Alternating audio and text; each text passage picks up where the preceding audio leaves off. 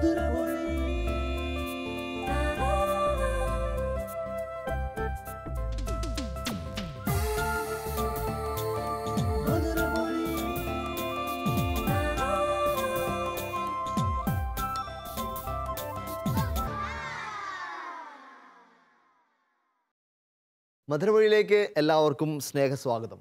Angeles army മിനിസ്ട്രിയുടെ കുടുംബങ്ങൾക്ക് വേണ്ടിയുള്ള ഒരു സ്വർഗീയ സമ്മാനം മധുരമൊഴി.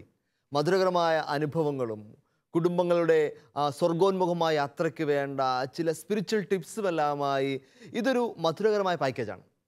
എല്ലാവരും ഉറപ്പായി മധുരമൊഴി ആസ്വദിക്കുന്നുണ്ടെന്നും അതിലുപരിയായി അതിലൂടെ ഒരു ആത്മീയ അനുഭവം ലഭിക്കുന്നതെന്ന് അറിയുന്നതിൽ ഒത്തിരി സന്തോഷം. നമ്മെ സഹായിക്കുന്ന നമ്മോടൊപ്പം പ്രിയപ്പെട്ട നമ്മുടെ ജോർജേട്ടനാണ്. ജോർജേട്ടനെ സ്നേഹപൂർവ്വം മധുരമൊഴിയിലേക്ക് സ്വാഗതം ചെയ്തുകൊള്ളുന്നു. നമ്മോടൊപ്പം ഏഞ്ചൽസ് ആർമി മിനിസ്ട്രിയിലുള്ള കുടുംബം പ്രിയപ്പെട്ട ഡോക്ടർ ഫ്രാൻസിസും ഡോക്ടർ അനിതയുമാണ്. ഇവർ കോട്ടക്കിൽ നിന്ന് വരുന്നു. ഇവരെ സ്നേഹപൂർവ്വം മധുരമൊഴി എപ്പിസോഡിലേക്ക് സ്വാഗതം ചെയ്തുകൊള്ളുന്നു. എല്ലാവർക്കും ഒരിക്കൽ കൂടി ഈ മധുരകരമായ സംസാരത്തിലേക്ക് സ്വാഗതം. കുറച്ച് നാളുകൾക്ക് മുമ്പ് ഒരു വൈദികൻ കൗൺസിലിങ്ങിനെത്തിയ ഒരു സംഭവം പറഞ്ഞാൽ ഓർക്കുന്നുണ്ട്. ഒരു പെൺകുട്ടി തുടർച്ചയായിട്ട് വിഷാദ രോഗത്തിന് അടിമപ്പെട്ടൊക്കെ പോയി ആത്മഹത്യ പ്രവണതയുള്ള ഒരു ചെറുപ്പക്കാരിയായ പെൺകുട്ടിയെയും കൊണ്ട് കൗൺസിലിങ്ങിന് വന്നതാണ്. അവൾ പറയുന്നത് ഇപ്രകാരമാണ്: അവൾ മുറിയിൽ കിടന്ന് ഉറങ്ങാൻ കിടക്കുന്ന സമയം, അല്ലെങ്കിൽ മുറിയിൽ ഇരിക്കുന്ന സമയം തുടർച്ചയായിട്ട് അവൾക്ക് ഇങ്ങനെ പറയുന്നത് കേൾക്കാം, വരൂ നമുക്ക് പോയി ആത്മഹത്യ ചെയ്യാം. അവൾക്ക് എപ്പോഴും ആത്മഹത്യ ടെൻഡൻസിയാണ്. അവസാനം ഈ വൈദികൻ അവൾക്കൊപ്പം ചെന്ന് അവളുടെ മുറിയിൽ ചെന്ന് മുറി വെഞ്ചരിച്ച് ഹന്നാമെള്ളം തളിച്ച് വെഞ്ചരിച്ച് അതിൻ്റെ നടയിൽ വിശുദ്ധ കുരിശും വരച്ച് മുദ്ര ചെയ്ത് തിരിച്ചു പോന്നു. പിന്നീട് കുറച്ച് ദിവസങ്ങൾക്ക് ശേഷം അവൾ വൈദികനെ വീണ്ടും കാണാൻ വന്നപ്പോൾ അവൾ പറയുകയാണ്, ഇപ്പോഴും ആ ശബ്ദം കേൾക്കുന്നുണ്ട്. ഇപ്പോൾ ഇപ്രകാരമാണ് പറയുന്നത്: നീ മുറിയിൽ നിന്ന് പുറത്തേക്ക് ഇറങ്ങി വാ, നമുക്ക് പോയി ആത്മഹത്യ ചെയ്യാം. കാരണം ആ വൈദികൻ വന്ന് കുരിശും വരച്ച് ഹന്നാമെള്ളം തളിച്ചോ എനിക്ക് അകത്തേക്ക് കയറാൻ വരാൻ പറ്റത്തില്ല, നീ പുറത്തേക്ക് ഇറങ്ങി വാ, നമുക്ക് പോയി ആത്മഹത്യ ചെയ്യാം. ഈ പെൺകുട്ടി എന്നിട്ട് പറയുകയാണ്, ഇത്രയും ശക്തി ഈ വിശുദ്ധ ജലത്തിനും വിശുദ്ധ കുരിശിനും എനിക്കുണ്ടെന്ന് പറഞ്ഞറിയിക്കാൻ പറ്റാത്ത വിധം ശക്തി ഉണ്ടെന്ന് എനിക്കിപ്പോൾ ബോധ്യമായെന്ന്. പ്രിയപ്പെട്ടവരെ, ഇതാണ് നമ്മുടെ ഇന്നത്തെ മധുരമൊഴിയിലെ സംസാര വിഷയം. ആത്മീയമായ ഒരു പിടി പൊടിക്കൈകൾ. ഈ പൊടിക്കൈ എന്ന് കേൾക്കുമ്പോൾ നമുക്ക് ചിരി വരും. കാരണം ഒത്തിരി പൊടിക്കൈകളും ചെപ്പടി വിദ്യകളും നമ്മൾ പറഞ്ഞു കേൾക്കാറുണ്ട്. പക്ഷേ ചില ആത്മീയമായ പൊടിക്കൈകളുണ്ട്. സഭാമാതാവ് യുഗങ്ങളായി വർഷങ്ങളായി മക്കളായി നമുക്ക് വേണ്ടി വിശുദ്ധരിലൂടെ അനേകം തലമുറകളിലൂടെ കൈമാറുന്ന ഒരു പിടി ആത്മീയ പൈതൃകങ്ങൾ. പലതും നമുക്ക് അറിവില്ലായിരിക്കാം, പലതും അറിഞ്ഞിട്ട് ഉപയോഗിക്കാതിരിക്കാം. അതിലുള്ള ഏറ്റവും പ്രധാനപ്പെട്ട രണ്ട് കാര്യം ഇപ്പോൾ നമ്മൾ ആദ്യമേ തന്നെ പറഞ്ഞ വിശുദ്ധ കുരിശും വിശുദ്ധ ജലവിൻ്റെ ബലം. ഇന്ന് നമ്മൾ ഈ കുടുംബത്തോടൊപ്പം ഇരുന്നും ജോർജേട്ടനോടൊപ്പം ചർച്ച ചെയ്യുന്നത് നമ്മുടെ ആത്മീയ പൊടിക്കൈകളെ പറ്റിയാണ്. തീർച്ചയായിട്ടും നിങ്ങൾ പറ്റുമെങ്കിൽ ഒരു പേനയൊക്കെ എടുത്ത് ഒന്ന് കുറിച്ച് വെക്കണം. ഇന്ന ദിവസം ഒരു പിടി പൊടിക്കൈകളുടെ നീണ്ടൊരു ലിസ്റ്റ് നമുക്ക് നമ്മുടെ കുടുംബത്തിൽ നിന്ന് തുടങ്ങാം. എനിക്ക് തോന്നുന്നു ഈ ആത്മീയ പൊടിക്കൈകളുടെ സാങ്കത്യം രാവിലെ നമ്മൾ എഴുന്നേൽക്കുമ്പോൾ മുതൽ പോയി ഉറങ്ങാൻ കിടക്കുന്നത് വരെ ഈ പൊടിക്കൈകൾ കൊണ്ട് ഒരു പിടി രക്ഷയുണ്ട്. ചുറ്റും പടിവാതിൽക്കൽ കാത്തു നിൽക്കുന്ന സാത്താൻ്റെ പിടിയിൽ നിന്ന് രക്ഷപ്പെടാനായിട്ട് നിങ്ങൾ കുടുംബത്തിൽ നിങ്ങൾ പ്രാക്ടീസ് ചെയ്യുന്ന എന്തെങ്കിലും ചില അനുഭവങ്ങൾ നിങ്ങൾക്ക് പങ്കുവെക്കാമോ? രാവിലെ എണീറ്റ് കഴിഞ്ഞാൽ ഞാൻ ആദ്യം ചെയ്യുന്നത്, എണീറ്റ് വന്നാൽ തന്നെ വീട്ടിൽ പ്രെയർ റൂമിൽ വലിയൊരു ക്രൂശിത രൂപമുണ്ട്. ആ ക്രൂശിത രൂപത്തിൽ കൈവച്ച് ഇങ്ങനെ പ്രാർത്ഥിക്കും. ഒരു 2 മിനിറ്റ് ഈശോയെ എന്ന് പറഞ്ഞത്. അത് കഴിഞ്ഞ് ഞാനും അനൂസും ഒരുമിച്ചിരുന്നിട്ട് പ്രാർത്ഥിക്കും. എല്ലാ ദിവസവും രാവിലെ എണീറ്റ് കഴിഞ്ഞാൽ സംരക്ഷണ പ്രാർത്ഥന ഒരുമിച്ചിരുന്ന് ചൊല്ലും. സങ്കീർത്തനം 91 കർത്താവിൻ്റെ സംരക്ഷണം അത് മുടങ്ങാതെ ചൊല്ലും. അത് കഴിഞ്ഞ് വിശുദ്ധ മിഖേൽ ദൂതനോടുള്ള പ്രാർത്ഥന ചൊല്ലും. ഇതൊക്കെ പിന്നെ ഈ പ്രാർത്ഥന ഒരിക്കലും മുടക്കാറില്ല. അതിനുശേഷം ഞങ്ങൾ ഒരുമിച്ച് കൈകോർത്ത് കരുണക്കൊന്ത ചൊല്ലും. അപ്പം മക്കളുറക്കമായിരിക്കും ആ സമയത്തൊക്കെ. അങ്ങനെയാണ് ഞങ്ങളുടെ. അത് കഴിഞ്ഞ് ഞങ്ങൾ പ്രാർത്ഥിച്ച ശേഷം ബൈബിൾ എടുത്ത് ആ ദിവസത്തേക്കുള്ള മെസ്സേജ് എടുത്ത് രണ്ടിനും കുറച്ച് ധ്യാനിക്കും. എന്നിട്ട് ഞാൻ പള്ളിയിലേക്ക് പോകും. അതാണ് ഞങ്ങളുടെ രാവിലെ എണീറ്റാനുള്ള ഒരു ദിനചര്യ സ്റ്റാർട്ട് ചെയ്യുന്നത്. അങ്ങനെയാണ്. അതായത് കുരിശ് വരച്ച് ഒരു ദിവസം ആദ്യം കുരിശിൽ തൊട്ട് പ്രാർത്ഥിക്കുന്നു, കുരിശ് വരയ്ക്കുന്നു, പിന്നെ ഒരുമിച്ചിരുന്ന് പ്രാർത്ഥിക്കുന്നു, സംരക്ഷണ പ്രാർത്ഥന എടുക്കുന്നു, പ്രാർത്ഥിക്കുന്നു. ഈ കുരിശിൻ്റെ ശക്തി തിരുസഭയിൽ പല പ്രാവശ്യം, ആദ്യമായി കുരിശ് തിരുസഭയിലെ ഒരു വിജയത്തിന് ചിഹ്നമായിട്ട് വരുന്നത് പോലും ഈ ചിഹ്നത്തിൽ യുദ്ധം ചെയ്തു കഴിഞ്ഞാൽ നീ വിജയിക്കുമെന്ന് കോൺസ്റ്റന്റൈൻ ചക്രവർത്തിക്ക് കിട്ടുന്ന ഒരു ദർശനത്തിൽ നിന്നാണല്ലോ. പിന്നീട് ഒരു പിടി കഥകൾ, പ്രത്യേകിച്ച് എനിക്ക് തോന്നുന്നു വിശുദ്ധ ബെനഡിക്റ്റിനാണ് ഏറ്റവും പ്രശസ്തമായ ഒരു ചരിത്രമായിട്ട് പറയുന്നത്. വിശുദ്ധ ബെനഡിക്റ്റിനെ കുറേ പേരൊക്കെ ചേർന്ന് ഒരു ആശ്രമത്തിന് അധിപനായിട്ട് താല്പര്യമില്ലാതെ അദ്ദേഹത്തെ നിയോഗിച്ചു. പക്ഷേ പിന്നീട് അദ്ദേഹം വളരെ സ്ട്രിക്റ്റ് ആയിട്ടും ആത്മീയ കാര്യങ്ങളിൽ വളരെ സ്ട്രിക്റ്റ് ആയിട്ട് പെരുമാറിയപ്പോൾ എല്ലാവർക്കും ഭയങ്കര ദേഷ്യവും വെറുപ്പൊക്കെ വരാൻ തുടങ്ങി. അവസാനം അദ്ദേഹത്തിന് ഭക്ഷണത്തിൽ വിഷം കലർത്തി കൊടുത്തു. അദ്ദേഹം സ്ഥിരം ചെയ്യുന്നത് പോലെ പ്രാർത്ഥിക്കുന്നതിന് മുമ്പ് കുരിശ് വരച്ചു, ഭക്ഷണത്തിലും കുരിശ് വരച്ചു, പെട്ടെന്ന് ആ കോപ്പ പൊട്ടിത്തെറിച്ചു. ഇത് ചരിത്രമാണ്, ഇന്നും ആവർത്തിക്കപ്പെടേണ്ട ചരിത്രം. പല കാര്യങ്ങളുടെ പുറത്തും ഒരു കുരിശ് വരച്ചാൽ തീരാവുന്ന പ്രശ്നമേ ഉള്ളൂ. ഏറ്റവും വലിയ ആത്മീയ ആയുധമായിട്ട് നമുക്ക് തിരുസഭ നൽകിയ, കർത്താവ് സ്വർഗം നൽകിയതാണ്. ജോർജേട്ടൻ ഇതിനെ എങ്ങനെ നോക്കിക്കാണും ജോർജേട്ടാ? അടുത്തിടയ്ക്ക് ഞാൻ ഇതിനെക്കുറിച്ചൊന്ന് ചിന്തിക്കുക, എവിടെയോ എഴുതുകയും ചെയ്തു എന്ന് എൻ്റെ ഒരു ഓർമ്മ. ഈ സാത്താനെ സംബന്ധിച്ചോളം അവന് ഏറ്റവും വലിയ സൈക്കോളജിക്കൽ ഷോക്കാണ് കുരിശെന്നാണ് ഞാൻ വിശ്വസിക്കുന്നത്. കാരണം അവന് എന്താ മനുഷ്യനെ കീഴടക്കിയത് മുതൽ, അല്ലെങ്കിൽ ഏതെങ്കിലും തോട്ടത്തിൽ അവൻ മനുഷ്യൻ്റെ നിന്നെല്ലാം തട്ടിപ്പറിച്ചെടുത്ത് അവിടം തൊട്ട് തിരിച്ചു പിടിക്കാൻ ദൈവം വരുമെന്നുള്ള അറിവോടെ അവനത് പുറകെ നടക്കുകയായിരുന്നു. അതിൻ്റെ ഒരു പരമകാഷ്ഠയാണ് വാസ്തവത്തിൽ സ്നാപകയോഹന്നാൻ്റെ വന്ന് ഈശോ സ്നാനപ്പെടുമ്പോഴുള്ള വെളിപ്പെടുത്തൽ. ലോകത്തിന് മുമ്പിലേക്ക് രക്ഷകനെ ദൈവം അവതരിപ്പിച്ച് കഴിയുമ്പോൾ അന്നേരം ഇവനും തിരിച്ചറിയുക, ഇതാ ഇവനാണ് അവൻ.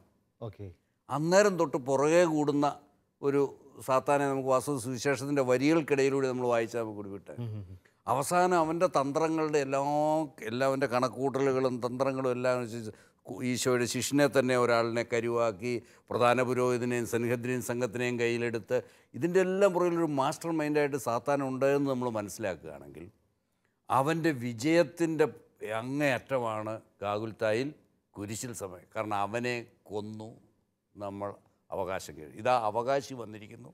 ഈശോ ഉപമയിൽ പറഞ്ഞത് അതേ സ്വന്തം കാര്യം തന്നെയാണ്. ഇതാ ഇവനാണ് മകൻ, ഇവനാണ് അവകാശി. ഇവനെ കൊന്നാൽ മൊത്തം നമുക്ക് അവകാശമായി കിട്ടും. അങ്ങനെ അവനെ കൊല്ലുന്ന രംഗമാണിത്. അപ്പോൾ അവനെ സംബന്ധിച്ചോളം അവിടെ ഈശോയെ കുരിശിൽ തറച്ച് കഴിയുമ്പോൾ അവൻ വെടിക്കെട്ടാണ്, വിജയിച്ചു. അവൻ്റെ വിജയത്തിൻ്റെ ആ മാക്സിമത്തിൽ യേശു നിലവിളിക്കുക, എൻ്റെ ദൈവമേ, എൻ്റെ ദൈവമേ, എന്തുകൊണ്ട് നീ എന്നെ ഉപേക്ഷിച്ചു? അപ്പോൾ പിതാവേന്ന് മാത്രം, അതും മുഴുവൻ വിളിക്കാത്തവൻ, പിതാവേന്ന് പോലും മുഴുവൻ വിളിക്കാതെ കൊഞ്ചി വിളിച്ചുകൊണ്ട് നടന്നവൻ ദൈവമേ എന്ന് ദൈവത്തെ വിളിച്ചപ്പോൾ ആ ബന്ധത്തിൻ്റെ ഉലച്ചിൽ അവന് വ്യക്തമായി. തീർന്നു എന്നവൻ വിചാരിച്ചു. പക്ഷേ സംഭവിച്ചതെന്നു വെച്ചാൽ അടുത്ത നിമിഷത്തിൽ പിതാവേ അങ്ങയുടെ കരങ്ങളിലേക്ക് എൻ്റെ ആത്മാവിനെ സമർപ്പിക്കുന്നു എന്ന് പറഞ്ഞുകൊണ്ട് ഈശോ നേരെ മൊത്തം തിരികെ പിടിച്ചപ്പോൾ അവന് ഉണ്ടായ ഷോക്ക്. കുരിശ് ഏറ്റവും വലിയ വിജയത്തിൻ്റെ അടയാളമെന്ന് കരുതി ഏറ്റവും വലിയ പരാജയമായിട്ട് അവൻ ഫീൽ ചെയ്തുകൊണ്ട് ഇന്ന് കുരിശിൻ്റെ നിഴൽ പോലും, കുരിശിൻ്റെ അടയാളം പോലും അവനെ ഭയപ്പെടുത്തുന്ന ഒന്നായി മാറിയെന്നാണ്, ഒരു സൈക്കോളജിക്കൽ ഷോക്ക് ഉണ്ടാക്കുന്നതെന്നാണ് എനിക്ക് തോന്നുന്നത്. അതുകൊണ്ടാണ് നമ്മൾ വളരെ നിസ്സാരമെന്ന് തോന്നുന്ന ഒരു ക്രിയയാണ് ഒരു കുരിശ് വരച്ചാൽ തീരാവുന്നേ ഉള്ളൂ എന്ന് അച്ഛനിപ്പോൾ പറഞ്ഞു. പക്ഷെ ഒരു കുരിശ് വരയ്ക്കൽ ഇത്രയല്ലേ ഉള്ളൂ, അത്രേ നമുക്ക് തോന്നുന്നുള്ളൂ. കാരണം നമുക്കതിൻ്റെ പുറയിലെ ചരിത്രത്തെക്കുറിച്ച് നമുക്ക് അത്ര 2000 വർഷത്തിന് ചരിത്രം ഈ കുരിശിൻ്റെ പുറകിലുണ്ട്. അപ്പോൾ ആ ചരിത്രത്തിൽ നോക്കുമ്പം സാത്താനത് ഇപ്പോഴും ഭയമായിരിക്കും അവസാന ദിവസം വരെ. അതുകൊണ്ട് നമുക്ക് തീർച്ചയായിട്ടും ആശ്രയിക്കാവുന്ന ഒരു ആയുധം തന്നെയാണ്. എൻ്റെ ഒരു സംശയമൊന്നുമില്ല. ഒരു സുഹൃത്ത് ഒരിക്കൽ പറഞ്ഞു, അദ്ദേഹത്തിന് എപ്പോഴും ഹോട്ടലിലൊക്കെ ഫുഡ് കഴിക്കുന്നതിന് മുമ്പ് അദ്ദേഹം ഇങ്ങനെ വയറിൽ കുരിശ് വരയ്ക്കുന്നു. ഞാൻ ഇച്ചിരി ആശ്ചര്യത്തോടെ കേട്ടിരുന്നു. എൻ്റെ പുള്ളി പറയാണ്, ഹോട്ടൽ ഫുഡ് കഴിച്ചു കഴിഞ്ഞാൽ ഒത്തിരി പ്രശ്നം ഉണ്ടാകാൻ സാധ്യതയുണ്ടല്ലോ, വയറിൽ കുരിശ് വരച്ച് കഴിഞ്ഞാൽ ഉറപ്പായിട്ട് ഒന്നും ഇതുവരെ സംഭവിച്ചിട്ടുണ്ട്. എനിക്ക് ഭയങ്കര ആശ്വാസം തോന്നി. കുറേ യാത്ര ചെയ്യുന്നതുകൊണ്ട് എപ്പോഴും ഹോട്ടലിൽ നിന്ന് ഫുഡ് കഴിക്കുകയും ഇടയ്ക്കിടയ്ക്ക് വയറ് അസുഖം വരികയും ചെയ്യുന്ന. അപ്പോഴത്തേക്ക് ഇദ്ദേഹം പറയുകയാണ്, ഇപ്പോൾ ഇത് വരയ്ക്കുന്നതിനുണ്ട്, ഇപ്പം എങ്ങാനും മറന്നു പോയി കഴിഞ്ഞാൽ കൊച്ചു ഇളയ മോള് പറയും, അപ്പാ കുരിശ് വരച്ചില്ലെന്ന് വയറ്റിൽ. കാരണം കുഞ്ഞുങ്ങൾക്ക് പോലും ഇതിൻ്റെ ഒരു വലിയ ബലം അങ്ങ് മനസ്സിലാവുകയാണ്. നിങ്ങളിതുപോലെ വീട്ടിൽ ഫോളോ ചെയ്യുന്ന മറ്റ് പൊടിക്കൈകൾ, ആത്മീയ പൊടിക്കൈകൾ എന്തൊക്കെയാണെന്ന് പങ്കുവയ്ക്കാമോ ഞങ്ങൾക്ക് വേണ്ടി? ഒത്തിരി പൊടിക്കൈകളുണ്ട്. ഡോക്ടറായതുകൊണ്ട് പൊടിക്കൈകളുടെ ഒരു പെരുന്നാളായിരിക്കും അല്ലേ? നമുക്ക് ഒത്തിരി ആത്മീയ പൊടിക്കൈകൾ ഈശോ കാണിച്ചു തന്നിട്ടുണ്ട്, നമ്മൾ സഭ ഉപയോഗിക്കുന്നതും പാരമ്പര്യമായിട്ട്. ഏറ്റവും പ്രധാനമായിട്ട് നമ്മൾ പറഞ്ഞു കുരിശ് വരയ്ക്കുന്ന കാര്യം പറഞ്ഞു.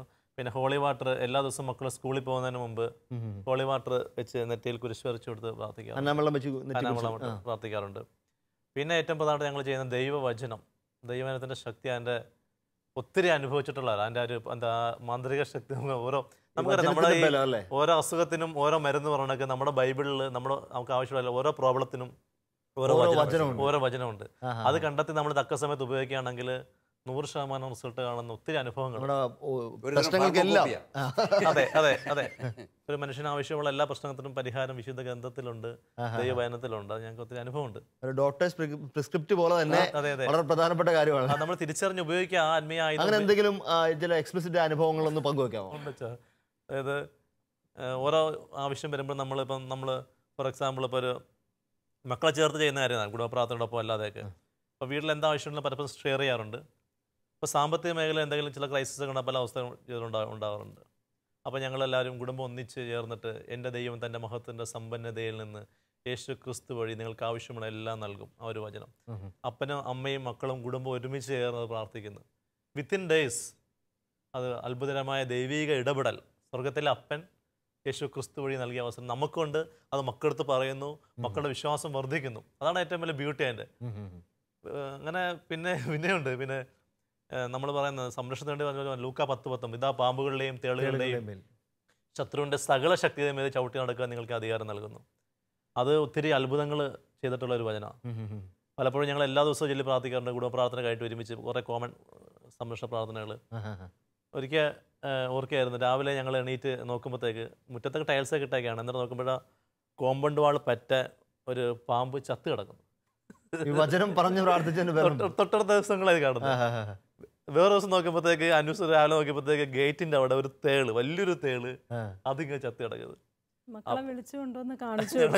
2 ഇൻസിഡൻസിൽ മക്കളെ നമ്മൾ ഇന്നലെ പറഞ്ഞ വചനം ഇവിടെ സാക്ഷാത്കരിച്ചിരിക്കുകയാണ്. നമ്മുടെ വീട്ടിലേക്ക് കയറാൻ സമ്മതിച്ചില്ല. അവിടെ വെച്ച് തന്നെ കോമ്പൗണ്ട് വാൾ നിങ്ങോട്ട് കയറാൻ സമ്മതിച്ചു, അവിടെ വെച്ച് അതിനെ കൊന്ന് അവിടെ ഇട്ടിട്ടുണ്ട്. കാണുമ്പോഴാണ് നമുക്ക്, അതായത് നമ്മൾ ആ ഒരു കാണുമ്പോഴാണല്ലോ കർത്താവാണ് നമ്മളെ സംരക്ഷിച്ചത്. അത് വേണ്ട എന്ത് സംഭവം വേണേൽ പെരക്കകത്ത് കയറാമായിരുന്നു. പെരക്കകത്ത് തന്നെ ഒരിക്കലും ഒരു ചെറിയൊരു പാമ്പ് കയറിയിട്ട് ഒന്നും പറ്റാ. ഞങ്ങൾ ഇളയാൾ ഇന്ന് കളിക്കുന്നിടത്തായിരുന്നു. ഞങ്ങൾ ദൃഷ്ടി കാണുകയും തല്ലിക്കൊല്ലുകയൊക്കെ ചെയ്തു. അപ്പോൾ ഒരു നമ്മൾ ദൈവവചനം ചൊല്ലി പ്രാർത്ഥിക്കുമ്പോൾ പിന്നെയുണ്ട് നമുക്ക്, ഞങ്ങൾ രണ്ടുപേരും ഈ പേരൻസ് എൻ്റെ വീട് കൊല്ലമാണ്, അനുവിൻ്റെ വീടാണ്. അപ്പം പേരൻസ് ഇല്ലാതെ സഹായികൾ ഓരോ സമയത്ത് ഓരോ സഹായികളെ കർത്താവ് തക്ക സമയത്ത് കൊണ്ടു തന്നാൽ ഞങ്ങൾ അപ്പോൾ ഇടയ്ക്കിടയ്ക്ക് ജോലിക്കാർ പോകുമ്പോൾ പല ക്രൈസിസും വരാറുണ്ട്. പക്ഷേ കർത്താവിൽ ആശ്രയിച്ച് പോകുന്നതോറും ഓരോ ക്രൈസിസ് വരുമ്പോൾ നമ്മൾ ആ വിശ്വാസം കൂടി കർത്താവ് തരും ഇതുണ്ട്. അടുത്ത കാലത്ത് സംഭവിച്ചാൽ ഞങ്ങൾക്ക് ഇപ്പം നിൽക്കുന്ന ഒരു ആൻറ്റി ഉണ്ട്. അതിന് മുമ്പ് ഒരു ആൻറ്റി അവർ പോയ സമയത്ത് ഞങ്ങളിങ്ങനെ പറഞ്ഞു ആൻറ്റി പോവുകയാണ്. അപ്പോൾ അവർക്ക് പെട്ടെന്ന് ഗൾഫിൽ പോകാൻ വേണ്ടി പോയതാണ്. അപ്പോൾ ഇനി ആരും ഇല്ല. അപ്പോൾ ഞാനും അനുവും മക്കളെല്ലാം കൂടെ, മക്കളെ ഇനിയിപ്പം അപ്പയ്ക്കും ജോലിക്ക് തുടങ്ങി ഇവിടെ ആളെ കെട്ടിയേ പറ്റൂ, അല്ലെങ്കിൽ വീട്ടിൽ ലീവ് എടുത്തേക്കേണ്ടി വരും. സാറിന് മുമ്പൊക്കെ ലീവ് എടുക്കേണ്ടി വരും, കുറേയൊക്കെ ലീവ് എടുക്കാറുണ്ട്. അപ്പോൾ അപ്പനും അമ്മയും മക്കളെല്ലാം കൂടെ കുടുംബ പ്രാർത്ഥന കഴിഞ്ഞിട്ട് കിട്ടാതെ വിശന്ന് വലഞ്ഞേക്കാം. കർത്താവിൽ ആശ്രയിക്കുന്നവർക്ക് ഒരു കുറവും സംഭവിക്കില്ല. ആവർത്തിച്ചു പ്രാർത്ഥിച്ചു. ഞങ്ങൾ കുറേ ദിവസം ആൾക്കാർ ശ്രമിക്കുന്നുണ്ടായിരുന്നു. പിറ്റേ ദിവസം ആയപ്പോഴത്തേക്ക് ഈ ആദ്യം നിന്ന സർവന്റ് പോയി. അത് പോയി വിത്തിൻ ആ സെർവന്റ് രാവിലെ 9:30 പോയി 11 മണിയായപ്പോഴത്തേക്കും അടുത്ത 2 മണിക്കൂർ മുമ്പ് തന്നെ ആളെത്തി വീട്ടില്. അതെ, അത്ഭുതകരമായിട്ട്. അത് നല്ലൊരു ആന്റിയാണ്. കർത്താവ് ഇങ്ങനെ അപ്പൊ അടുത്ത തിരുവന ഞാൻ നിനക്ക് മുമ്പേ പോയി ദൈവമായ കർത്താവാകുന്നു. ഈ ദിവസങ്ങളൊരു എൻ്റെ കൂട്ടുകാരൻ പറഞ്ഞ സംഭവം ഞാൻ ഓർക്കുന്നു. വീട്ടിൽ 4-5 കുഞ്ഞുങ്ങളൊക്കെ ഉള്ള കൂട്ടുകാരനാണ്. പുള്ളി പറയാണ് മക്കൾക്ക് ഇപ്പോൾ പ്രാർത്ഥിക്കാൻ ഭയങ്കര തീക്ഷ്ണതയാണ്. ഒരു 3 മണിക്ക് നിന്ന് പ്രാർത്ഥിക്കുമായിരുന്നേ. വീട്ടിലെന്തെങ്കിലും വെള്ളത്തിൻ്റെ ബുദ്ധിമുട്ട് അല്ലെങ്കിൽ സാമ്പത്തികമായ ബുദ്ധിമുട്ട് രോഗങ്ങളൊക്കെ വരുമ്പോൾ കുഞ്ഞുങ്ങളെല്ലാം വൈകുന്നേരം 3 മണിക്ക് ഒരുമിച്ചിരുന്ന് പ്രാർത്ഥിക്കാൻ ഒരുമിച്ചുള്ളപ്പോഴത്തേക്കും പിള്ളേർ എന്തൊക്കെ 3 മണിക്ക് പ്രാർത്ഥിച്ചു അതെല്ലാം നടക്കും. പ്രത്യേകിച്ച് പിള്ളേർക്ക് എക്സ്പ്രസ്ഡ് അനുഭവം ഉണ്ടായി. അവർ ആ ദിവസങ്ങളിൽ അവർക്ക് കമ്പ്യൂട്ടർ വേണമെന്ന് പറഞ്ഞു. അപ്പോൾ പറഞ്ഞു അപ്പോൾ എൻ്റെ പൈസ ഒന്നും ഇല്ല ഇപ്പോൾ തൽക്കാലം, നമുക്ക് ഈശോട് പ്രാർത്ഥിക്കാം. ഇവർ 3 മണിക്ക് പിള്ളേർ വചനം പറഞ്ഞൊക്കെ ശക്തമായ പ്രാർത്ഥന. ഒരാഴ്ചക്കുള്ളിൽ വീട്ടിൽ കമ്പ്യൂട്ടർ വന്നു. പിള്ളേർക്ക് ഉറപ്പായി ഇത് പറഞ്ഞാൽ കിട്ടും, വളരെ ഉറപ്പായി. അതുകൊണ്ട് പുള്ളി പറയണം ഞങ്ങൾ ആ കുഞ്ഞുങ്ങൾ 3 മണിക്ക് പ്രാർത്ഥിച്ചു ഒന്നും കർത്താവ് തരാതിരുന്നിട്ടില്ലെന്ന്. ഇത് 3 മണി പ്രാർത്ഥന പോലും തിരുസഭയിലെ വലിയൊരു ആത്മീയശീലമാണ്, വലിയൊരു പൊടിക്കൈയാണ്. നമുക്ക് ഇതിപ്പോൾ തന്നെ ഈ പറഞ്ഞു വന്നപ്പോൾ തന്നെ 5-8 ശീലങ്ങൾ കടന്നു തന്നിരിക്കുന്നു. പുതുതായിട്ട് മറ്റെന്തെങ്കിലും നിങ്ങൾ ചേച്ചി എന്തെങ്കിലും പിള്ളേരെ പ്രാക്ടീസ് ചെയ്യിപ്പിക്കാറുണ്ടോ? അങ്ങനെ അധികം ഈ വചനങ്ങൾ പറഞ്ഞത് അതൊരു ഇതാണ്. അതുപോലെ കുടുംബ പ്രാർത്ഥന കഴിഞ്ഞ് മക്കൾക്ക് ആ തലയിൽ കൈവച്ച് പ്രാർത്ഥിക്കുന്നത് അതിൻ്റെ പ്രാധാന്യം പറഞ്ഞു കൊടുത്തിട്ടുണ്ട്. അത് അവർക്ക് നമ്മളെ ഇപ്പോൾ അത് ചെയ്യാൻ പറ്റിയില്ലെങ്കിൽ വരുന്ന വ്യത്യാസം അവർ തന്നെ അത് പ്രകടിപ്പിക്കാറുണ്ട്. അപ്പോൾ കുടുംബ പ്രാർത്ഥന കഴിഞ്ഞിട്ട് അവർ തന്നെ പിന്നെ വന്ന് പറയും അമ്മ ഇന്നലെ എൻ്റെ തലയിൽ കൈവച്ച് പ്രാർത്ഥിച്ചില്ല. ഞങ്ങൾ രണ്ടുപേരും ഒന്നിച്ച് കുടുംബ പ്രാർത്ഥന കഴിഞ്ഞ് തലയിൽ കൈവച്ച് പ്രാർത്ഥിച്ച് ഓരോരുത്തരെയും മാറി മാറി പ്രാർത്ഥിച്ച് അവരെ സ്തുതി തന്ന് പറഞ്ഞു വിടാറുണ്ട്. ഇത് വലിയൊരു പ്രധാനപ്പെട്ട കാര്യമാണ്. കാരണം ഒരു അപ്പൻ, ഞാനൊരിക്കലും അച്ഛൻ, ഒരു പ്രശസ്തനായ ഒരു അച്ഛൻ, വിശുദ്ധനായ ഒരു അച്ഛൻ പറഞ്ഞാൽ ഓർക്കുന്നുണ്ട്, ഓരോ അപ്പൻ്റെയും അമ്മയുടെയും കൈയെന്ന് പറയുന്നത് കർത്താവിൻ്റെ കരമാണെന്ന്. കർത്താവിന് വേണ്ടി ഭൂമിയിൽ സൃഷ്ടികർമ്മം നടത്തിയ ഒരപ്പൻ്റെ അമ്മയുടെയും കൈ കർത്താവിൻ്റെ കരമാണ്. അവർ കർത്താവിൻ്റെ നാമത്തിൽ തലയിൽ കൈവെക്കുകയാണെങ്കിൽ അവരുടെ അത്ഭുതം നടന്നിരിക്കുന്നു. പ്രാർത്ഥനാപുരം കൈവച്ച് കഴിഞ്ഞാൽ ദൈവം ചെയ്ത് കേട്ടിരിക്കുന്ന മാതാപിതാക്കൾക്കുള്ള വലിയൊരു ആത്മീയമായിട്ടുള്ള ഒരു സ്രോതസ്സാണ്. നിങ്ങൾ പ്രാർത്ഥനാപുരം നിങ്ങളുടെ മക്കളുടെ തലയിൽ നിന്ന് കൈവച്ച് നോക്കിക്കുക, സകല ബന്ധനങ്ങൾ അഴിഞ്ഞു പോകും, സകല കെട്ടുകളും പൊട്ടും, അവർക്കുള്ള എല്ലാ അടഞ്ഞുപോയ മേഖലകളും ഉറപ്പായിട്ട് തുറന്നു കിട്ടപ്പെടും. ജോർജ് ചേട്ടാ, ഇത് ജോർജ് ചേട്ടൻ്റെ അനുഭവത്തിന് വിളിച്ചതില്ലേ, ഇങ്ങനത്തെ ചില ആത്മീയ പൊടിക്കൈകളുടെ മേഖല ഒന്ന് തുറന്നു തരാമോ? ഞാൻ പെട്ടെന്ന് അറിയാം. ഇപ്പം ഇതിങ്ങനെ പറഞ്ഞുകൊണ്ടിരുന്നപ്പോഴത്തേനും ഞാൻ ആദ്യമേ എൻ്റെ ചിന്ത ഇല്ലായിരുന്നു ഒരു കാര്യം. ഇപ്പം ഇതിങ്ങനെ പറഞ്ഞുകൊണ്ടിരിക്കുമ്പോൾ ഞാൻ പെട്ടെന്ന് ഓർക്കുകയാണ്, വർഷങ്ങളേറെ മുമ്പാണ് ബഹുമാനപ്പെട്ട CJ വർക്കിയച്ഛൻ്റെ ടീം, നമ്മുടെ പഴയ അച്ഛൻ, ശാലോമിൻ്റെ ഒക്കെ. അപ്പോൾ അച്ഛൻ്റെ ടീമിലെ മെമ്പറായിരുന്നു ഞാൻ. അപ്പോൾ അവിടെ ധ്യാനം നടന്നുകൊണ്ടിരിക്കുകയാണ് ഒരു സ്ഥലത്ത്. അപ്പോൾ അവിടെ കൗൺസിലിങ്ങിൻ്റെ ഒരു സമയമാണ്. അപ്പോൾ ഒരാൾ കൗൺസിലിംഗ് ചെയ്യാൻ വന്നു കഴിഞ്ഞപ്പോഴത്തേനും അല്പം പ്രാർത്ഥിച്ച് കഴിയുമ്പോൾ എനിക്ക് കാര്യം മനസ്സിലായി. എനിക്ക് ശക്തമായി തോന്നി തുടങ്ങി, ഇത് തിന്മയുടെ ഒരു ഏത് ലെവലിൽ നിന്നും എനിക്കറിയത്തില്ല, അത്രയ്ക്കുള്ള ഞാനും തുടക്കക്കാരനാണെന്ന്. അപ്പോൾ അത്രയ്ക്കൊന്നുമില്ല, പക്ഷെ എന്തോ കഥയുണ്ട്, എന്തെങ്കിലും ചെയ്യണം. എന്താ ചെയ്യുന്നത്? ആപ്പാടെ ഒരു ഡെലിവറൻസ് പ്രയർ ചെല്ലാം എന്നുള്ളത് മാത്രമാണ്. പക്ഷേ എനിക്ക് അതിനുള്ള അവിടെ വിശ്വാസം ഒരു പ്രധാനപ്പെട്ട ഘടകമായിട്ട് വരും. അപ്പോൾ എനിക്ക് വരുന്നത്, ഞാൻ ഇതൊക്കെ ചെയ്താൽ പോകുമോ, അതിനും മാത്രമൊക്കെ ഉണ്ടോ ഞാൻ? അപ്പോൾ അങ്ങനെ അപ്പോൾ എനിക്കറിയാം, അങ്ങനെ വിശ്വാസിച്ച് അഞ്ചലിച്ച് കഴിഞ്ഞാൽ കാര്യം നടക്കില്ല. എൻ്റെ ദൈവമേ എന്താ ചെയ്യുന്നത്? അപ്പോൾ ഞാൻ പെട്ടെന്ന് എനിക്കൊരു ഓപ്ഷൻ ഉണ്ടല്ലോ, ഞാൻ പയ്യനായത് കാരണം മുകളിലുള്ള ആരുടെയെങ്കിലും കയ്യിൽ, അച്ഛന്മാരുടെ ആരുടെയിലോട്ട് നമ്മുടെ ഉത്തരവാദിത്വം കഴിഞ്ഞ് നമസ്തേ, ആ എളുപ്പ വഴിയിലേക്ക് ഞാൻ നീങ്ങുന്നതിന് തൊട്ട് മുമ്പ് തമ്പുരാൻ എൻ്റെ ഉള്ളിൽ ശക്തമായിട്ട് പറഞ്ഞു, നീ ബൈബിൾ എടുത്ത് യോഹന്നാൻ 1:1 മുതൽ 16 വരെയോ 17 ആ ഒരു വചനഭാഗം അത് നീ അങ്ങ് വായിക്കാൻ പറഞ്ഞു. വെറുതെ അനുസരണത്തിൻ്റെ പുറത്ത്, എനിക്കതിനെക്കുറിച്ച് യാതൊരു ബോധ്യമില്ല, തമ്പുരാൻ പറഞ്ഞതാണ് എന്നൊരു ബോധ്യം, അതുകൊണ്ട് മാത്രം ഞാനതങ്ങ് വായിച്ചു. ആ നിമിഷം അവിടെ അത്ഭുതം സംഭവിച്ചു. ഞാൻ എന്തായിരുന്നോ ഭയത്തോടെ ഒഴിവാക്കാൻ ശ്രമിച്ചത്, ആ ബന്ധനത്തിൽ നിന്നും പുള്ളി പൂർണ്ണമായിട്ട് മോചിക്കപ്പെടുകയും അത്ഭുതകരമായിട്ട് ഒരു തുടർന്ന് പ്രാർത്ഥിച്ചത്. ഓക്കെ, എനിക്കിത് വലിയൊരു കണ്ടുപിടുത്തമോ വലിയൊരിതേ.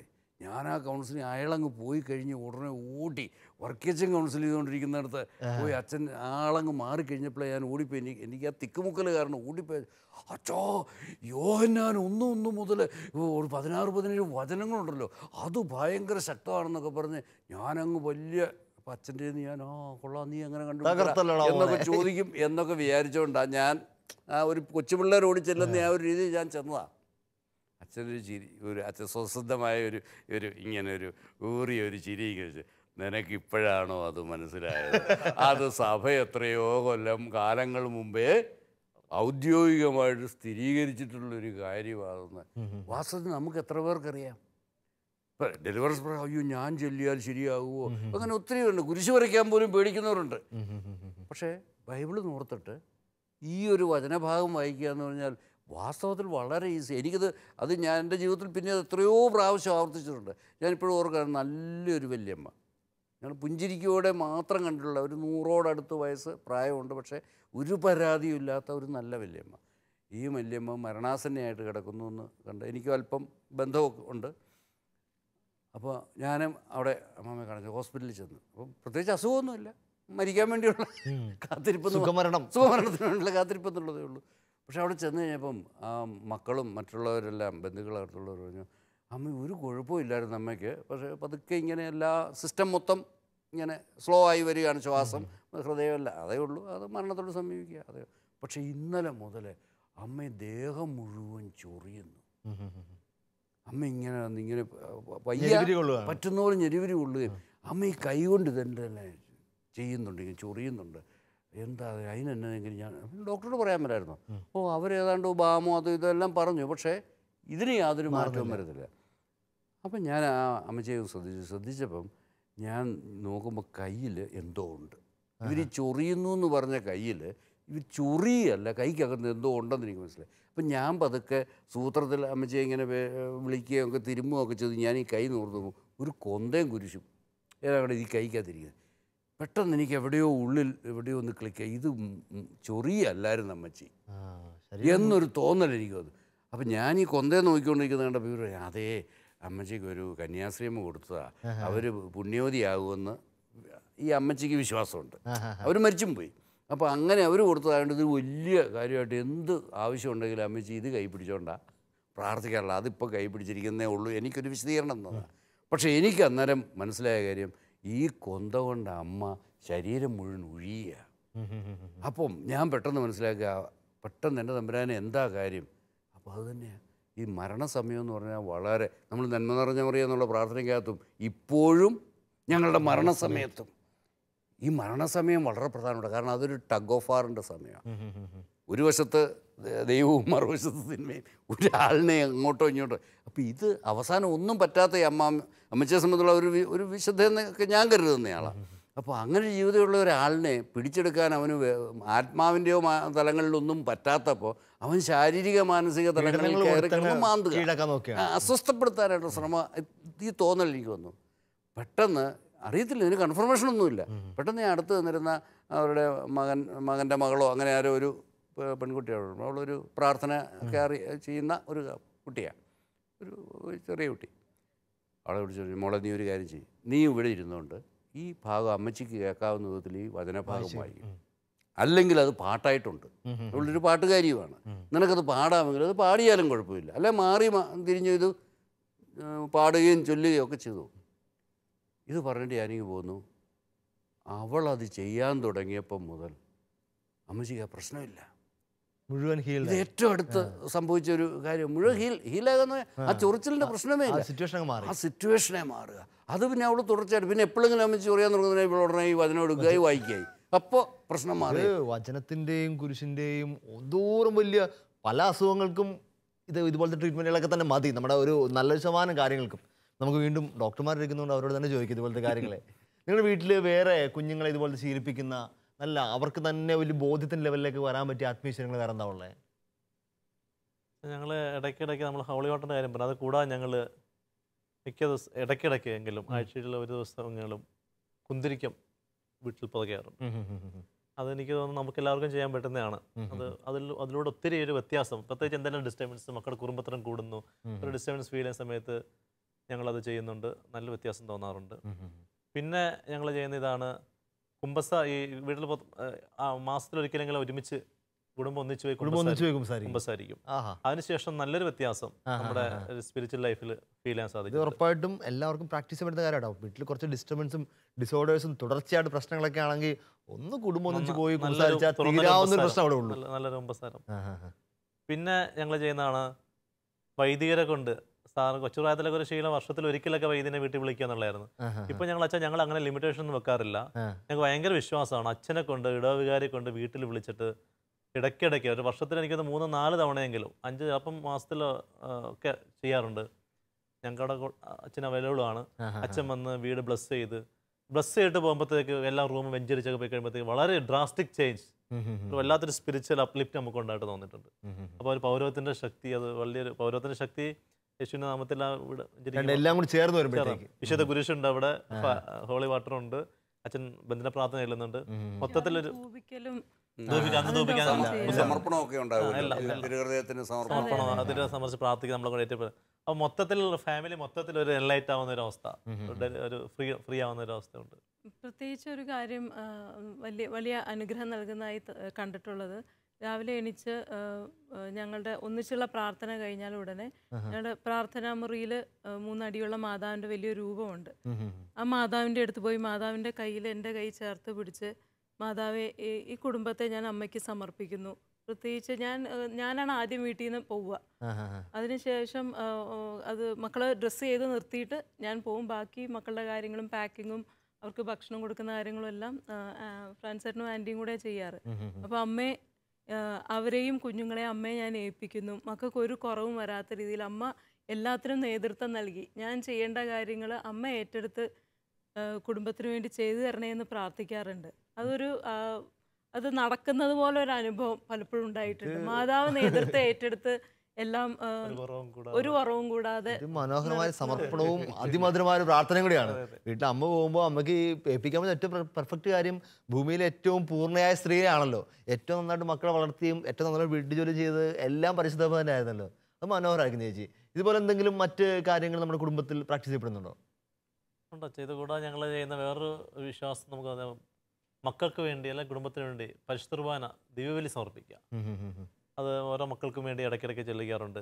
അതിലൂടെ ഒത്തിരി വ്യത്യാസം. കുർബാന അവർക്ക് വേണ്ടി ഇപ്പം ജോണിന് വേണ്ടി ഇന്ന ദിവസം അല്ലെങ്കിൽ മരിയമോ അങ്ങനെ ഒരുമിച്ച് ഒരു 6-7 കുർബാന ഞാൻ കുറിപ്പിക്കും അച്ഛനടുത്ത് വിട്ട്. അപ്പം പ്രത്യേകിച്ച് ഓരോ നിയോഗം പറഞ്ഞിട്ട് മക്കളുടെ ഏതെങ്കിലും പ്രത്യേക ഏരിയ ഉണ്ടെങ്കിൽ അത് പറയും. ഞാനൊന്ന് എൻഡിഫൈ ചെയ്തോട്ടെ. പലപ്പോഴും നമുക്കുള്ള സാധാരണ വിശ്വാസികൾക്ക് തെറ്റിദ്ധാരണയാണ് മരിച്ചവർക്ക് വേണ്ടി മാത്രമേ കുർബാന ചെല്ലിക്കാറുള്ളൂ എന്നുള്ളത്. സ്വാഭാവികമായിട്ട് പള്ളിയിൽ നമ്മൾ വികാരിച്ചവർക്ക് പൈസ കൊടുക്കുന്നതൊക്കെ മിക്കവാറും ഒരു ആവറേജ് ക്രിസ്ത്യാനി പൈസ കൊടുക്കുന്ന എപ്പോഴും കുർബാനയ്ക്ക് മരിച്ചവർ ഓർമ്മ ദിവസം മാത്രമേ ഉള്ളൂ. പ്രിയപ്പെട്ടവരെ, ജീവിക്കുന്നവർക്ക് വേണ്ടി നമുക്ക് ബലിയർപ്പിക്കണം. നമ്മുടെ മക്കള് കൂടുതൽ വിശുദ്ധിയിൽ വളരാൻ, കുടുംബം കൂടുതൽ പ്രാർത്ഥനോന്മുഖമായി മാറാൻ, പല തടസ്സങ്ങളും മാറാനായിട്ട് ഏറ്റവും നല്ലത് വിശുദ്ധ ബലിക്ക് ഉള്ള തുക കൊടുത്ത് അച്ഛനെ കൊണ്ട് കുർബാന ഏൽപ്പിക്കുക. മറ്റെന്ത് നേർച്ചകളെക്കാളും പ്രധാനപ്പെട്ട കാര്യമാണ് ആ വിശുദ്ധ ബലിയിൽ പങ്കെടുക്കാൻ വേണ്ടി ശ്രമിക്കുക. അവരുടെ ബർത്ത്ഡേ ഒക്കെ അഡ്വാൻസ് ആയിട്ട് ആ ഡേറ്റ് ഞാൻ ബ്ലോക്ക് ഇട്ടേക്കും അച്ഛനെ കൊണ്ട്. അവർക്ക് വേണ്ടി കുർബാന വിളിക്കും. പിന്നെ എന്തെങ്കിലും സ്പെഷ്യൽ ഒക്കേഷൻ ഒക്കെ മക്കൾക്ക് എന്തെങ്കിലും പ്രത്യേക പരീക്ഷയുണ്ട് അല്ലെങ്കിൽ സ്റ്റേറ്റ് വേറെ എന്തെങ്കിലും കോമ്പറ്റീഷൻ ഒക്കെ ഉണ്ടെങ്കിൽ തീർച്ചയായിട്ടും അന്ന് പള്ളിയിൽ കൊണ്ടുപോകും. മിക്ക ദിവസം ഇടയ്ക്ക് അധികം മക്കളെ കൊണ്ടുപോകാറുണ്ട്. അച്ഛനെ കൊണ്ട് ബ്ലെസ്സിങ് മേടിപ്പിക്കും. അത് മക്കൾക്കൊരു ധൈര്യമാണ്. പ്രത്യേകിച്ച് ടൂർ പോകുന്നതിന് മുമ്പ് മക്കളെ അച്ഛനെ കൊണ്ട് പ്രാർത്ഥിപ്പിച്ച് വിടുക എന്നുള്ള ഒരു ശീലമുണ്ട്. ഒരു സംരക്ഷണം മക്കൾക്ക് കിട്ടുന്നുള്ള ഒരു കോൺഫിഡൻസ്. അതുപോലെ ഈ കുർബാന ചൊല്ലിച്ചതിന് ശേഷം കുഞ്ഞുങ്ങളുടെ വലിയ പ്രകടമായ മാറ്റം കണ്ടിട്ടുണ്ട്. അങ്ങനെയും സംഭവിച്ചിട്ടുണ്ട്. അതെ, പിള്ളേർക്ക് അതുകൊണ്ട് ഭയങ്കര ബോധ്യമായിട്ടുണ്ട്. അതെ, അങ്ങനെ അനുഭവം ഉണ്ടായിട്ടുണ്ടോ? അതിപ്പോ ഈ കഴിഞ്ഞ മാസം സംഭവിച്ച ഒരു കാര്യം പറയാം. ഇവിടെ മൂന്നാമത്തെ മകൾക്ക് നല്ല പേടിയാണ്. അവള് ചിലപ്പോ ബാത്റൂമിൽ പോകണമെങ്കിൽ കൂടി അനിയത്തെയും കൂടെ കൂട്ടിക്കൊണ്ടുപോകും. എൻ്റെ കൂടെ വരണമെന്ന് പറഞ്ഞിട്ട് അന്ന് ഞങ്ങളിതുപോലെ മോക്ക് കുർബാന ചൊല്ലിച്ച് അന്ന് വൈകുന്നേരം അന്നാണ് ആ കുർബാന ചൊല്ലിച്ച് അന്നുണ്ടായ സംഭവമാണത്. അന്ന് മോനോട് പറഞ്ഞു, മോനെ മേളിൽ പോയി ഒരു സാധനം എടുത്തോണ്ട് മേളത്തെ റൂമിൽ പോയിട്ട് എടുത്തോണ്ട് വരൂന്ന് പറഞ്ഞു. അപ്പത്തേക്കും പേടിയുള്ള മോള് അമ്മ എന്തിനാ ചേട്ടനോട് പറഞ്ഞ ഞാൻ പോയിക്കോളാന്ന് പറഞ്ഞിട്ട് പേടിയുള്ള ആള് മേളിൽ പോയി സാധനം എടുത്ത് താഴെ വന്നു. അപ്പം ഞാൻ പറഞ്ഞത്, മോളെ ഇന്ന് നിനക്ക് വേണ്ടി അതാണ് നിനക്ക് ഇന്ന് ഈ വിടുതൽ കിട്ടിയത്. നിനക്ക് തന്നെ പോകാൻ പറ്റിയത് നമ്മള് കുർബാന ചൊല്ലിച്ച് മോക്ക് വേണ്ടി പ്രാർത്ഥിച്ചത് കൊണ്ടാണ്. അത് അവൾക്കും ആ ഒരു വിശ്വാസം. കുഞ്ഞുങ്ങൾക്ക് ഇപ്പൊ തന്നെ കുർബാനയോട് ഭയങ്കരമായിട്ടുള്ള ഒരു ഉറപ്പും വിശ്വാസവും കിട്ടി തുടങ്ങും. അത് മോക്ക് കാര്യമായിട്ടുള്ള മാറ്റം അതിന് ശേഷം കാണാൻ തുടങ്ങിയിട്ടുണ്ട്. ഞങ്ങൾ 2-3 കുർബാനതിന് ശേഷം ചൊല്ലിച്ച് അവൾക്ക് പ്രാർത്ഥിക്കാനുള്ള കുറച്ച് കോൺസെൻട്രേറ്റ് ചെയ്തിരിക്കാനുള്ള മടിയുണ്ടായിരുന്നു കുടുംബ പ്രാർത്ഥന. അതെല്ലാം മാറി കുഞ്ഞു പയ്യെ കൂടുതൽ സമയം പ്രാർത്ഥിക്കാൻ, ഡെക്കേഡ് ഏറ്റെടുത്ത് അവള് തന്നെ ചൊല്ലാൻ നല്ല മാറ്റം കുഞ്ഞിൽ പ്രകടമായിട്ട് കണ്ടിട്ടുണ്ട്. പ്രിയപ്പെട്ടവരെ, നമുക്ക് തിരുസഭയിൽ എത്രയോ മനോഹരമായ എന്തോരം ആത്മീയമായ ശീലങ്ങളാണ് തന്നേക്കുന്നത്. എഴുന്നേൽക്കും മുതൽ ഉറങ്ങുന്നവരെ, വിശുദ്ധ കുരിശിൻ്റെ വരച്ച് തുടങ്ങുന്ന മുതൽ വിശുദ്ധ കുരിശിൻ്റെ നമ്മുടെ കട്ടിലിൻ്റെ 4 കോണിലും വരച്ച് എത്ര മനോഹരമായ പഴയ ആചാരങ്ങളാണ് അതൊക്കെ. എത്ര മനോഹര. സാത്താൻ എല്ലാ കോണുകളിൽ നിന്നും അകറ്റിവിടാൻ വേണ്ടി കട്ടിലിൻ്റെ 4 മൂലയിലും കുരിശ് വരച്ച് ഞങ്ങളുണ്ട്. എന്നിട്ട് ശ്രദ്ധാപൂർവ്വം ഞങ്ങളുടെ സഹോദരൻ കാണിക്കുന്നതാണ് ശ്രദ്ധാപൂർവ്വം കട്ടിലിൽ നിന്ന് അടുക്കും വരച്ച് അതേലേക്ക് ഇത് കറക്റ്റ് ചാടിക്കരിക്കണത്. ആ കുരിശ് അതിൻ്റെ മേളിലേക്ക് തന്നെ ചാടി. കാരണം പിന്നെ രാത്രി പേടിക്കരുതല്ലോ, അത് പറയുന്നതാ. രാത്രി ദുസ്വപ്നമൊന്നും കാണുന്നില്ല, കുരിശിന് വെളിയിൽ കിടന്നൊന്നും കാണത്തില്ല അത്. കാരണം ഇതാണ് തിരുസഭ നമുക്ക് തരുന്ന ഉറപ്പ്. നീ ഒന്നുകൊണ്ടും പേടിക്കണ്ട, നിന്നെ സംരക്ഷിക്കാൻ കഴിവുള്ള അമ്മയാണ് ഞാൻ. സ്വർഗത്തിൽ നിന്ന് ആയുധങ്ങൾ ചോദിച്ചു വാങ്ങി മക്കളെ സംരക്ഷിക്കാൻ കഴിയുന്ന ഈ ഭൂമിയിലെ ഈ ലോകത്ത് ഏറ്റവും ശക്തയായ അമ്മ ഞാനാണെന്നാണ് തിരുസഭ മാതാവ് നമ്മളെ ഓർമ്മിപ്പിച്ചു തരുന്നത്. ഒരു ചെറിയ തമാശയല്ല, എന്നെ വല്ലാതെ ചിന്തിപ്പിച്ച ഒരു അനുഭവം, ആത്മീയ അനുഭവം പറഞ്ഞിട്ട് നമുക്ക് ഈ എപ്പിസോഡ് അവസാനിപ്പിക്കാമെന്ന് കരുതുന്നു. ഞാൻ ഈ ദിവസങ്ങളിൽ ഒരു പ്രധാനപ്പെട്ട പരീക്ഷ എഴുതാൻ വേണ്ടി തയ്യാറെടുക്കുകയായിരുന്നു. അപ്പോൾ പരീക്ഷ എഴുതുന്നതിൻ്റെ ഭാഗമായിട്ട് ഞാൻ എല്ലായിടത്തും പോകുന്നതിനും അമ്മച്ചിയോട് വിളിച്ച് അനുഗ്രഹം വേണ്ടി പ്രാർത്ഥന പറയും. വീട്ടിൽ അമ്മച്ചി മാത്രമേ ഉള്ളൂ. അപ്പോൾ ഞാൻ പെങ്ങന്മാരൊക്കെ ദൂരെയാണ്. അപ്പോൾ ഞാൻ വീട്ടിൽ എവിടെ പോകുന്നതിനും അമ്മച്ചിനെ വിളിച്ച് പറയും. അമ്മച്ചിനും പിന്നെ ചേച്ചിയുടെ വീട്ടിൽ എല്ലാ വീട്ടിലും അമ്മമാരുണ്ട്, അപ്പന്മാരും പ്രായമാണ്. ഞാൻ വീട്ടിൽ അമ്മച്ചിനെ വിളിച്ച് പറഞ്ഞു, അമ്മച്ചി നാളെ ഞാൻ പരീക്ഷയാണ്, അപ്പോൾ പ്രാർത്ഥിക്കണം. അപ്പോൾ അമ്മച്ചി പറഞ്ഞു ചേച്ചിയുടെ കൊച്ചു വീട്ടിൽ നിൽപ്പുണ്ട്, അപ്പോൾ ഞാൻ അവൾക്ക് ഫോൺ കൊടുക്കാമെന്ന് പറഞ്ഞു. അപ്പോൾ ഞാൻ അവളോട് പറഞ്ഞു, ആച്ചി മാമന് പരീക്ഷയാണ്, മോള് പ്രാർത്ഥിക്കണം. അവിടെ ചോദിച്ചു, മാമൻ എന്താ പരീക്ഷ വലിയ സീരിയസ് ആയിട്ട്? ഞാൻ പറഞ്ഞു ശനിയാഴ്ചയാണ് പരീക്ഷ. അപ്പോൾ അമ്മച്ചി എനിക്ക് ശനിയാഴ്ച രാവിലെ ഉച്ചയ്ക്കും ഭക്ഷണമൊന്നും വേണ്ട. ഞാൻ ഞെട്ടിപ്പോയി. കുറച്ച് ഇപ്പോൾ ഞാൻ 2 നേരം ഫാസ്റ്റിംഗ് ആണ്. 1ാം ക്ലാസ്സിൽ എത്തിയിട്ടില്ല. ഫാസ്റ്റിംഗ് വാക്കൊക്കെ ഞാനിവിടെ സെമിനാരിൽ വാക്കൊക്കെ കേട്ടു തുടങ്ങി. ഫാസ്റ്റിംഗ് കുറച്ച് കഴിയുമ്പോഴത്തേക്ക് ഞാൻ പറഞ്ഞു, എടി 2 നേരം വേണ്ട, 1 നേരം മതി. എന്നാൽ പിന്നെ അമ്മച്ചി എനിക്ക് ഉച്ചയ്ക്കൊന്നും വേണ്ട, ഉച്ചയ്ക്ക് ഫാസ്റ്റിംഗ് ആണ്. അവൾ ഫാസ്റ്റിംഗ് നടത്തിയോ ഇല്ലയെന്ന് അന്വേഷിച്ചില്ല. എന്തായാലും ഞാൻ പരീക്ഷ എനിക്ക് വളരെ എളുപ്പമാവുകയും ഞാൻ പരീക്ഷ ജയിക്കുകയൊക്കെ ചെയ്തു, അത് വേറെ കാര്യം. പക്ഷേ ഈ കുഞ്ഞിൻ്റെ സഡനായിട്ടുള്ള റെസ്പോൺസ് എന്നെ ഭയങ്കരമായിട്ട് ചിന്തിപ്പിച്ചു. കുടുംബത്തിൽ പ്രായമായവരോ അല്ലെങ്കിൽ ഇവിടെ ചില പള്ളിയിൽ നിന്ന് സിസ്റ്റേഴ്സോട് ഭയങ്കര കൂട്ടാണ്. പക്ഷേ അവരെ നിന്ന് കേട്ടുപിടിച്ച കാര്യമൊക്കെ ആയിരിക്കും. എന്നാലും സ്പോട്ട് ഡെലിവറി ആയിട്ട് ഒന്നും പറയാതെ തന്നെ ഞാൻ 2 നേരം ഉപവസിച്ചോളാന്ന് 5 വയസ്സ് മാത്രമുള്ള കൊച്ചു പറയുമ്പോൾ അതാണ് തിരുസഭയുടെ ബലം. ഈ ഭൂമിയിൽ ഏറ്റവും നല്ല ഫോർമേഷൻ തരുന്ന തിരുസഭ മാതാവിൻ്റെ ഏറ്റവും വലിയ ബലം അതാണ്. അതുകൊണ്ട് നമുക്ക് ഈ നിമിഷം ഒന്ന് ചേർന്ന് കുടുംബം ഒന്ന് ചേർന്ന് പ്രാർത്ഥിക്കാം. നമുക്കൊന്ന് സഭ നമുക്ക് നൽകിയ എല്ലാ ആത്മീയ ശീലങ്ങളെയും വലിയ ആത്മീയ ഭണ്ഡാരത്തെ മുറുകെ പിടിച്ചുകൊണ്ട് വിശുദ്ധിയോടെ സ്വർഗത്തിലേക്ക് പോകാൻ. നമ്മൾ കുഞ്ഞുങ്ങൾക്ക് ജന്മദിനങ്ങളിലും അല്ലെങ്കിൽ അവരുടെ മാമോദീസ ദിവസങ്ങളിലൊക്കെ ഒത്തിരി സമ്മാനങ്ങൾ കൊടുക്കുമല്ലോ. അവർക്ക് മുൻപേ വരാൻ പോകുന്ന കാലഘട്ടത്തിൽ ഉപയോഗപ്രദമായ സമ്മാനങ്ങൾ.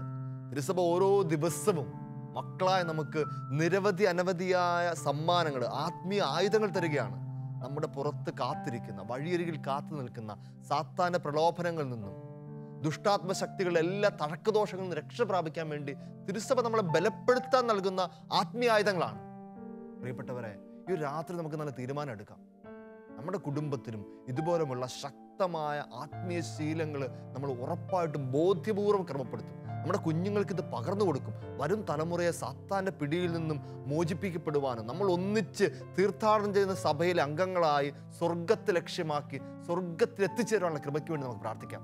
നമ്മുടെ കുഞ്ഞുങ്ങളെയൊക്കെ ചേർത്ത് പിടിച്ചുകൊണ്ട് പരിശുദ്ധ അമ്മയുടെ വിമല ഹൃദയം വഴി സ്വർഗത്തിലേക്ക് കാഴ്ചവെച്ചുകൊണ്ട് നമുക്കൊന്നു ചേർന്ന് ആശീർവാദം സ്വീകരിക്കാം.